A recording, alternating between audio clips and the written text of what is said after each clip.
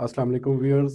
आज हम मौजूद हैं ई कॉम स्टार्टअप के सीईओ इरफान अजीज़ साहब के साथ, और इनके साथ हम एक बड़ा इम्पोर्टेंट सेशन करने जा रहे हैं जो कि आजकल अमेज़ॉन होलसेल के ऊपर कुछ लोगों को प्रॉब्लम्स फेस हो रही है, जिसमें अकाउंट उनके जो है वेरिफिकेशन में चले जाते हैं। तो उसका हल क्या है, ये क्यों जाता है, और उसके किस कौन से स्टेप्स हैं जो हम फॉलो करेंगे, तो उसके बाद जो है ना हम इस प्रॉब्लम को ओवरकम कर सकते हैं। तो इरफान साहब, आपसे मेरा क्वेश्चन ये है कि ये जो अकाउंट जो है वेरिफिकेशन में जाता है अमेज़न का होलसेल का, इसकी क्या रीज़न है? और that is number one. Number two, जब ये चीज़ हो जाती है तो जो सेलर्स हैं उनको ये कैसे पता चलेगा कि उनका हुँ। अकाउंट इस चीज़ में चला गया? कमरा साहब, इस वक़्त जो वेव चली हुई है ना, जिसने अमेज़न सेलर्स को परेशान किया हुआ है, वो है आपका जब Amazon seller account under review चला जाता है। अब क्योंकि बहुत सारे सेलर्स या तो फर्स्ट टाइम जा रहे होते हैं या उनके पास इन्फॉर्मेशन नहीं होती, वो पैनिक मोड में चले जाते हैं। ये एक सिंपल प्रोसेस है, ईज़ी है और रूटीन चेक है, जिसके ऊपर हम घबरा जाते हैं और जो राइट एक्शंस हैं, वो नहीं ले पाते। सो पहले सबसे ये समझना ज़रूरी है कि अंडर रिव्यू होता क्या है। इन सिंपल वर्ड्स, जब आप अमेज़न सेलिंग कर रहे हैं तो आपका अकाउंट जो है वो मार्क हो जाता है या रेड फ्लैग हो जाता है और अमेज़न उसमें मज़ीद वेरिफ़िकेशन या एग्ज़ामिनेशंस चाह रहा होता है। अब ये रेड फ्लैग क्यों होता है? उसकी बहुत सारी वजूहात हो सकती हैं। मिसाल के तौर पे अमेज़न को ये शुबा हो सकता है कि आप counterfeit products, replica products, non original products sell कर रहे हैं, या ये भी हो सकता है कि अचानक से आप जो प्रोडक्ट सेल कर रहे हैं उसके नेगेटिव रिव्यूज़ आना शुरू हो गए हैं।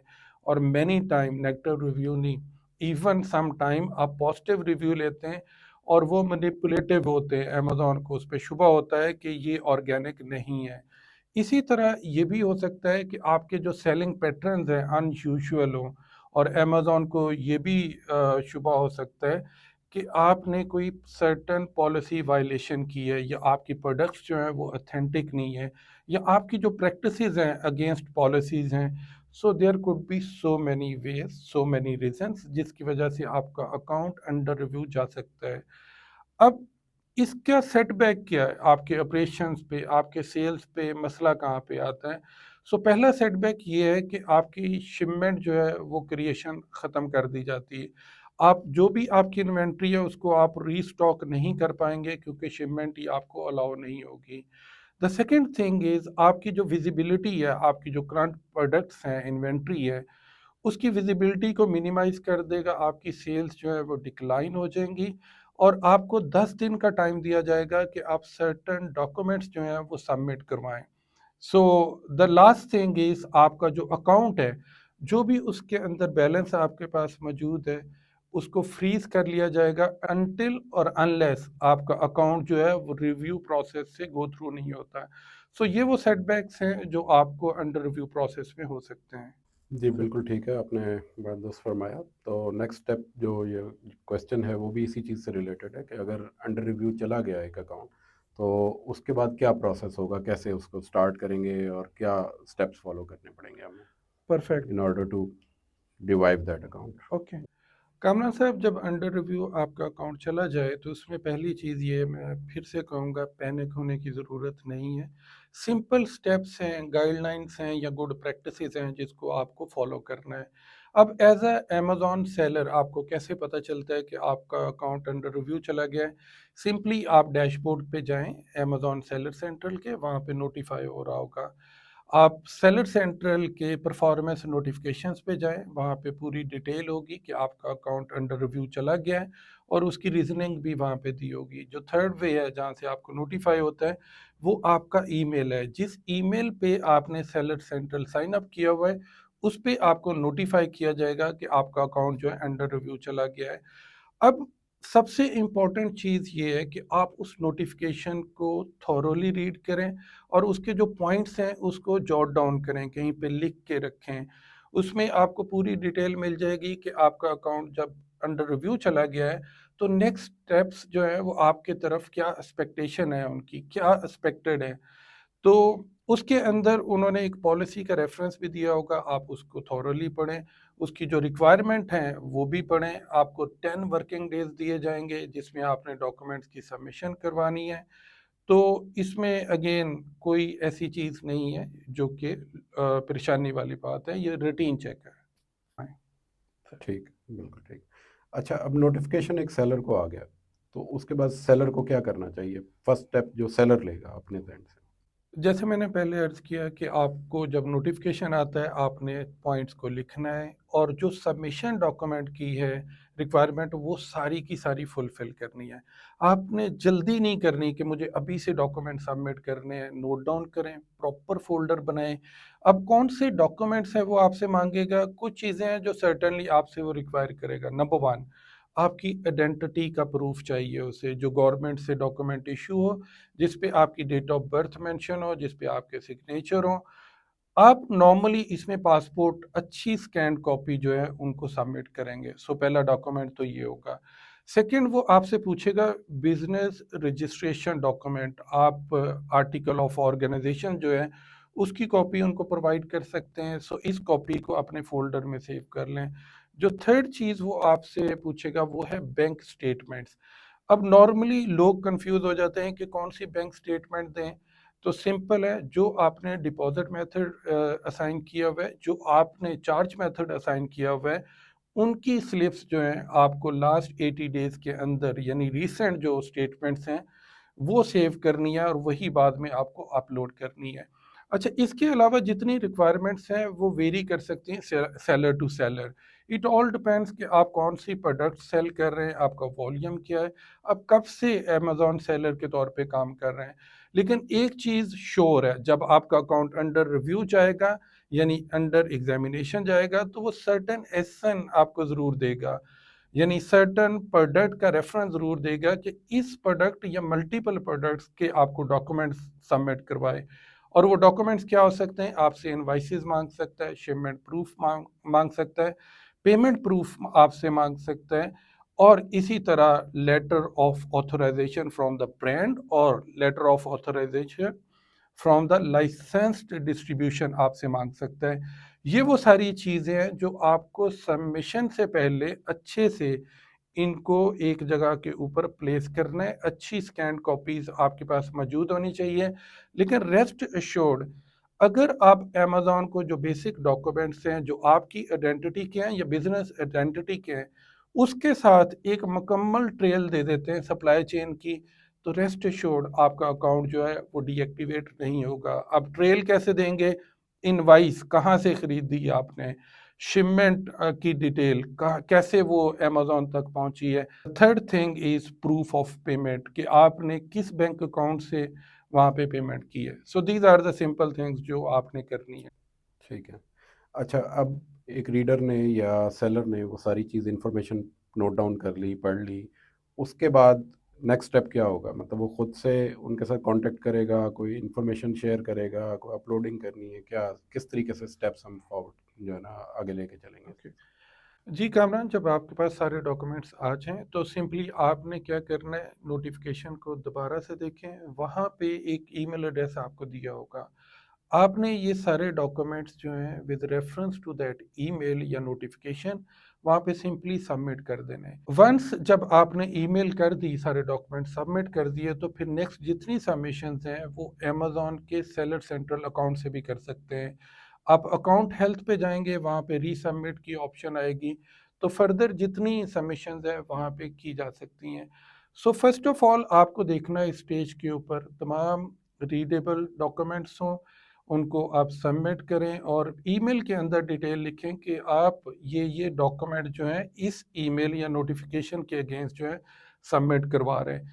अगर वो एक्सेप्ट हो जाते हैं तो वेरी गुड, अगर नहीं एक्सेप्ट होते तो आप रीसबमिट भी कर सकते हैं डैशबोर्ड के ज़रिए।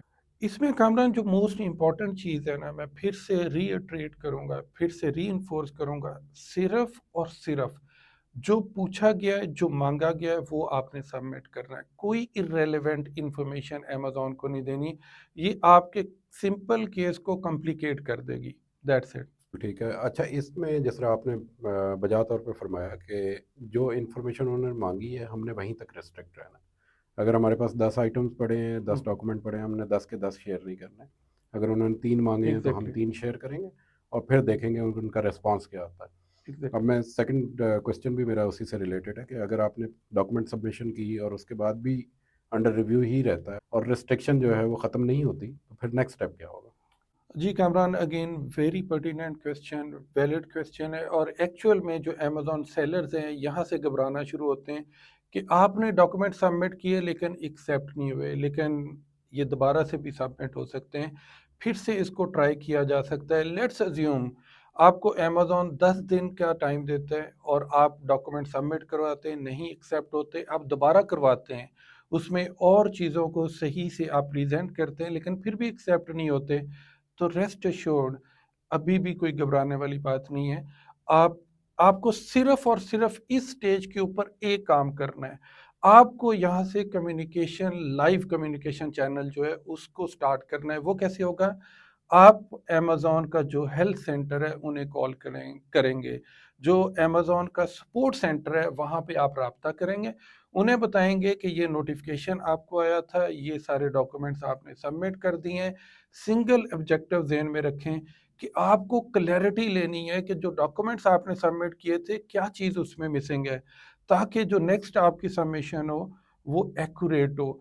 और एक चीज़ और भी ज़हन में रखिएगा, जो आपका पहला चेक है वो एआई बेस्ड है। अगर ये रिजेक्ट भी हो जाए, तो रेस्ट एश्योर्ड कि ह्यूमन जब भी इंटरेक्शन आपकी होगी, आप इसको ओवरकम कर लेंगे, आपका अकाउंट डीएक्टिवेट नहीं होगा। एक चैलेंज आपको ज़रूर आता है, जब आपके डॉक्यूमेंट्स 2 दफ़ा रिजेक्ट हो जाते हैं या एक्सेप्ट नहीं होते हैं, तो आपका अकाउंट जो है टेम्परेरी बेस पे डीएक्टिवेट हो जाता है। और जो सबसे बड़ी परेशानी अमेज़न सेलर्स इस स्टेज पे फेस करते हैं, आपको अपनी इन्वेंट्री रिमूव करानी पड़ती है, आपको 30 डेज़ का टाइम देते हैं। तो इस स्टेज के ऊपर yes, the right action is call them, पूछें उन्हें क्या मिसिंग है, क्लैरिटी लेके आए और दोबारा से डॉक्यूमेंट सबमिट करें।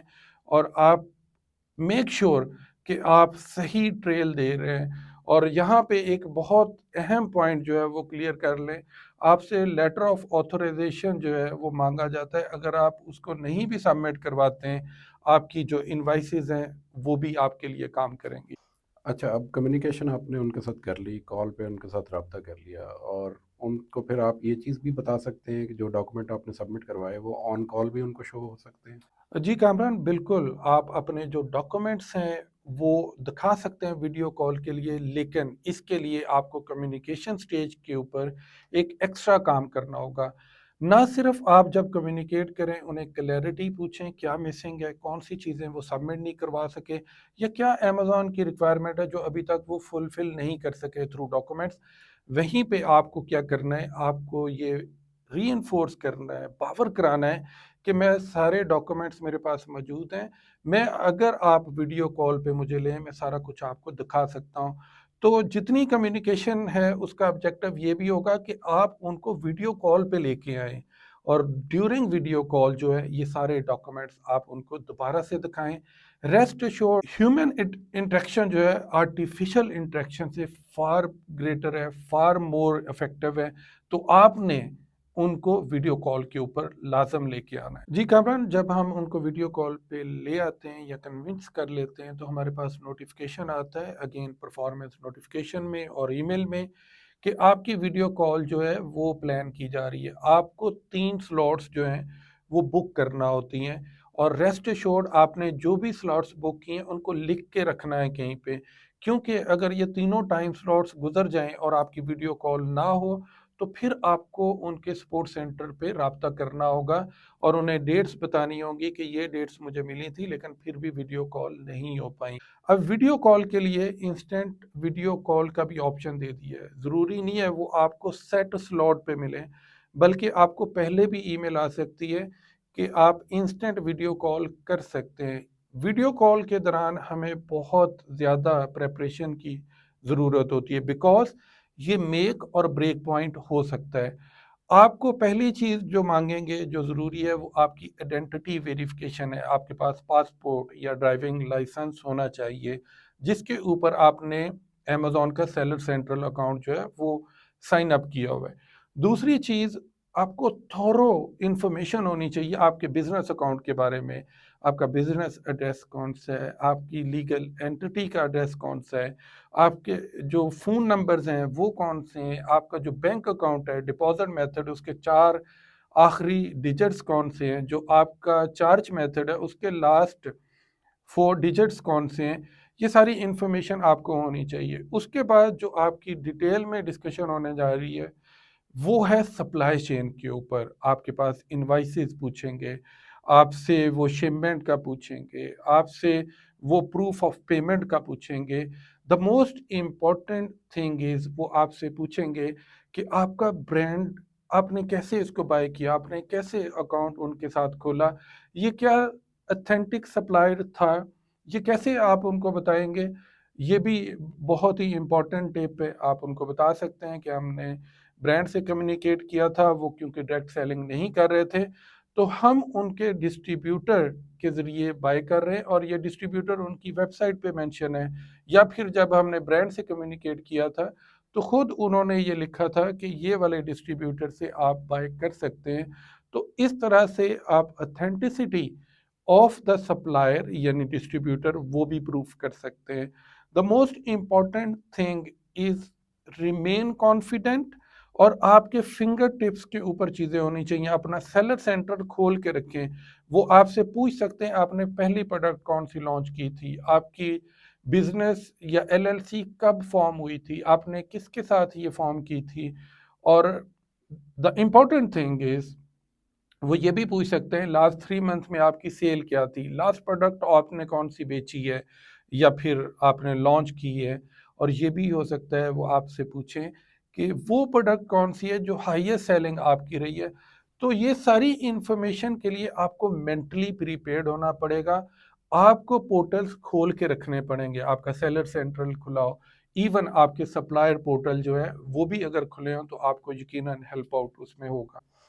जी इरफान साहब, थैंक यू जवाब देने का। तो इसमें जब आप वीडियो कॉल के अंदर चले गए हैं, तो ये तो आपने सही कहा कि आपके पास सारे डॉक्यूमेंट मौजूद होने हम्म। चाहिए, आपको अपने अकाउंट की हिस्ट्री आपको मालूम होनी चाहिए। अ, जिस तरह मोस्टली अकाउंट्स जो है ना वो ऑपरेट हो रहे होते हैं वीए के थ्रू, तो वीए के बारे में इंफॉर्मेशन कितनी इंपॉर्टेंट है कि आपने किसको एक्सेस दी अपने अकाउंट की, कब दी थी, कितने अरसे से वो चला रहे हैं, क्यों किसी और अकाउंट में वीए हैं या नहीं है, इस किस्म के सवालात भी हिस्ट्री में देखने में आए। तो इनके हवाले से कैसे प्रिपेयर होना चाहिए? जी कामराज साहब, बिल्कुल ये सवाल आपसे लाजमी होगा जब आप वीडियो वेरिफिकेशन में जाएंगे।